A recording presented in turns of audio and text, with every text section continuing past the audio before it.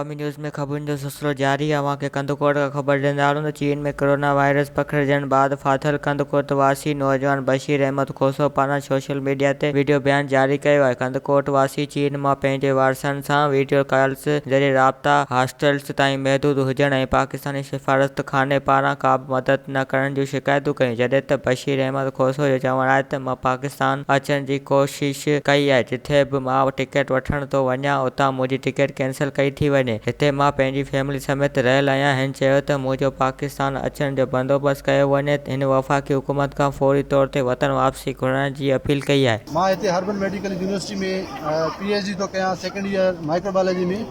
मुंहिंजो जेको कमु आहे उहो लंग्स जेको आहे लंग कैंसर ऐं TB ते आहे। मुंहिंजो बेसिकली मुंहिंजो मैसेज ॾियण जो इहो ई मक़सदु आहे कि पाकिस्तान गवर्नमेंट जे तरफ़ां जेका हिते सार संभाल जे लहण जे हिसाब सां कंहिं बि असां खां सार संभाल कोन लथो आहे, कंहिं बि असांखां कोन पुछियो आहे।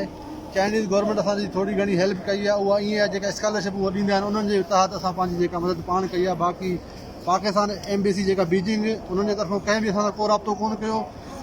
पाकिस्तान गवर्नमेंट जे तरफ़ां को राब्तो कोन कयो, न इमरान ख़ान जे तरफ़ां न ई ॿिए कंहिंजे तरफ़ां। बाक़ी हिते असांजो थोरो घणो ख़्यालु रखंदा हुया चाइनीज़ वारा।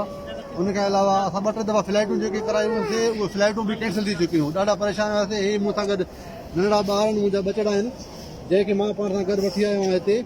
ठीकु आहे न। हे मासूम ॿारनि जो छा हाल हूंदो, एॾा परेशान हुया घर वारा मुंहिंजा सभु। ऐं मां हाणे दुआ कयो तव्हां असांजे लाइ कि असांजी फ्लाइट आहे हिते हर्बल खां 2 ॾींहं खां पोइ असां वरी वेंदासीं दुबई खां पोइ वाया असां कराची वेंदासीं। अलाह ख़ैर करे सफ़र आहे। असां ते पहिरीं 2 दफ़ा फ्लाइटूं कैंसिल थी चुकियूं आहिनि। वधीक ख़बरुनि ऐं तफ़सील जे लाइ विज़िट कयो असांजी वेबसाइट awamiNewsHD.com ऐं ॾिसंदा रहो अवामी न्यूज़ HD।